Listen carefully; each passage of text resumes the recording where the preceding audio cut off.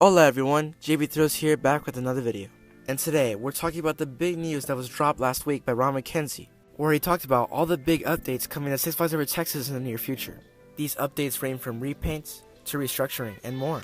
And while a full list was posted about what the updates are, not everyone knows the context of these updates, because not everyone got to go to the event. So today, I'll be breaking down all the announcements made by Ron, and what these updates are coming to the park in the near future.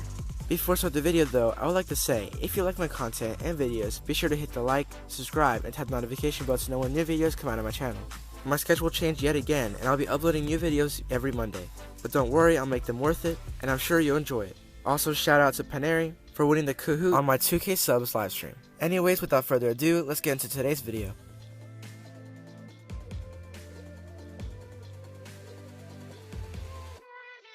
So lately, at Six Flags Over Texas, we've been getting lots of upgrades, from more theming to attractions, to the destruction of the facade at Looney Tunes Mall. But surprisingly, at LoneStar Coasterthon, Ron announced more updates for the park. But to those who didn't get to go to LoneStar Coasterthon, they might not know what the updates are, or the exact details of them. So I did some research, and now I can exactly tell you all the details about the brand new updates coming to Six Flags Over Texas. So I'm going to be listing all the updates coming to the park, and break them down one by one. So the first new park enhancement is the parking lot enhancement. Basically, the overflow parking area wasn't in a good condition, so Six Flags Over Texas set aside $2 million to restripe, redesign, and repaint the parking lot, starting off in the overflow area, and they'll work their way slowly all the way to the front. It might seem like a minor addition, but it's actually very important, because one little detail can make the park better. As Ron says, subtle nuances, what I like to call subtle nuances, the things that people don't think make a difference, but once you turn them back on and have them going again, you recognize how important they really are. So a parking lot upgrade was definitely a good move for Six Flags Over Texas. And this wasn't said in the announcement, but I think they could add new curbs to the parking lot. Like curbs with actual grass on it, and maybe some trees, to add some more detail. It's something I like to see, and it's a minor difference, but again, it'll make it look good. Moving on, the next upgrade announced by Ron was the Aquaman Power Wave upgrade. Recently, we haven't gotten much word about what's going on with Aquaman Power Wave. The only new thing announced was that we're definitely getting a brand new turntable, and we've seen work for that being done right now. But other than construction of the ride, we really don't know much about what's going to happen during the ride. Luckily, all our questions got answered with Ron at LoneStar Coasterthon. He did announce previously that we would get theming upgrades, but now we know specifically what they are. Due to there being more room now with Daffy Duck Bucket Blasters getting removed, we're going to have a new indoor segment of the queue that'll have some immersive storytelling, specifically related to Aquaman. Ron did say that he wanted to incorporate the story of Aquaman somehow in the attraction, so my bet is that the immersive queue line will tell the story of how Aquaman came to be, or there's going to be a new story that's related to the attraction somehow. Also, the indoor portion of the queue will have AC in it, which is a plus because Texas weather. Also, since the queue will be storytelling the attraction, my guess is that it'll be something like the Joker Carnival of Chaos, where there's an outdoor portion, and then they let a few people go in at a time, so you can experience the whole story. It might still be the original queue where you go under the track, but then where it used to be tents, now there's the indoor portion, so that'll be cool.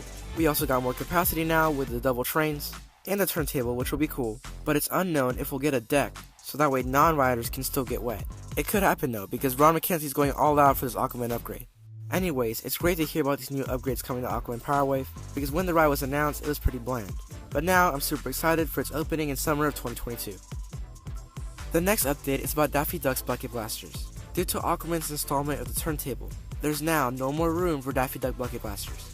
And now, it's in pieces. At first, some people thought that it would get removed. But luckily, at LoneStar Coasterthon, Ron confirmed that it's not getting removed. I promise you that ride's going back in the park, so don't worry about it. It's a water ride. We need as many water rides as we can get in this park, and I know kids and families love that ride. So we will relocate that along Big Bend Strip for 2022 as well. So Daffy Duck's Bucket Blasters will not be leaving, and in fact will be relocated along Big Bend Strip, which is the area where Taz's tornado swings are, which is some great news.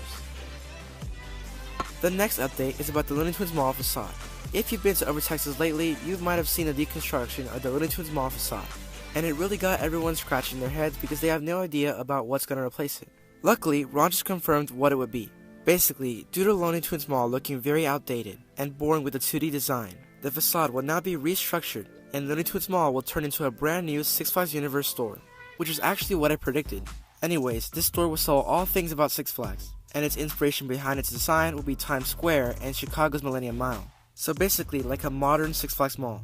And instead of 2D designs, we're getting 3D type architecture with designs on the wall that'll stick out, which is another thing that I predicted. Anyways, it's super great that we're getting a Six Flags Universe store. One complaint of mine is that they didn't have any Six Flags Over Texas specific stores. Luckily, now we will, and it'll be super cool when this thing is finished. Next up, we have the painting projects. At LoneStar Coasterthon, Ron McKenzie announced numerous repaint projects that'll all happen before 2023. For this year though, they're mainly focusing on Pandemonium and Mr. Freeze Reverse Blast. Pandemonium, as we can all tell, is getting painted a purple/dark purplish color scheme, and Ron says that it's 99% complete. It's actually back in operation now, but one major thing that everyone notices is that the ride logo and the trains stay the same. And since Ron says that 99% is complete, my guess is that they could repaint the trains, since all the track is already repainted. And honestly, I hope that happens because the trains do not match with the track color at all. And I'm still hoping for that retheme.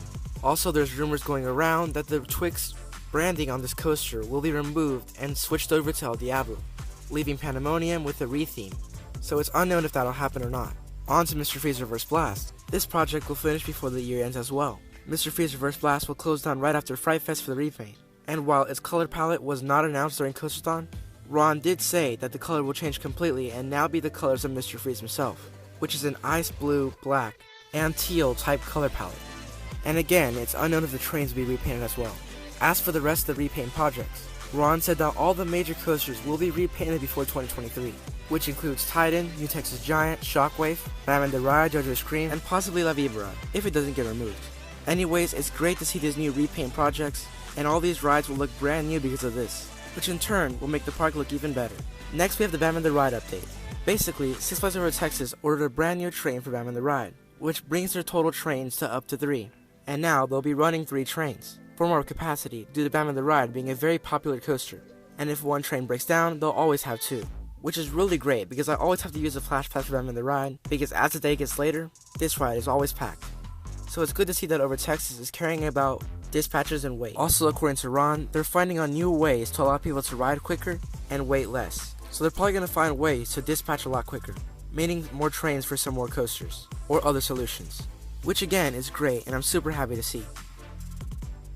Finally, we have the news on Pirates of Spelunker Cave, and they're actually pretty big.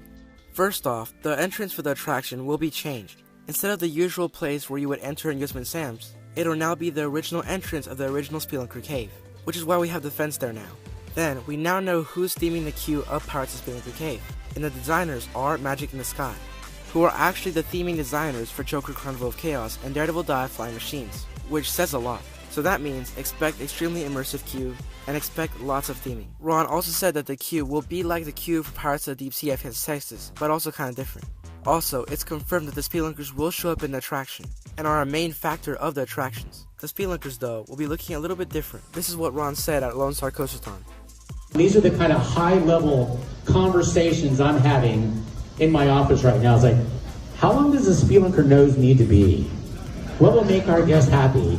We want a short Spelunker nose or a long Spelunker nose? What do the eyes need to look like? Should they be bulgy and buggy, or should they be flat like the old Spelunkers? So this is definitely referring to a new rebooted Spelunker look, which is actually what I predicted. And to those worried that Ron will ruin the Spelunkers, he won't. He knows the history, and I'm sure that the Spelunkers will look amazing. And I can't wait to see all the brand new Spelunker animatronics. But there's still more announcements. For example, we're getting a moving station.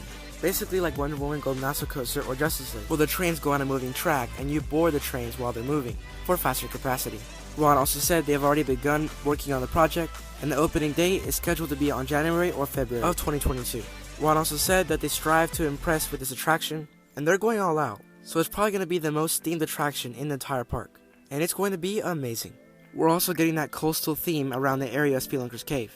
Like I said, the new entrance will have a coastal theme, but so will the area around it. We actually got a sneak peek of what the new coastal theme will look like in the area, which happened during Fright Fest.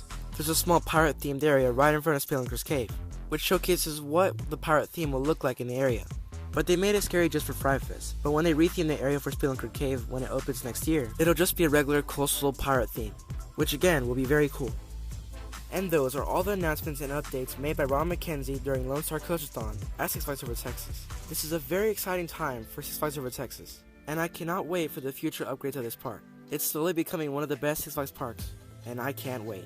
Anyways, what do you think of the upgrades? And which one are you looking forward to the most? Anyways, thank you for watching. This is JB Thrills, signing out.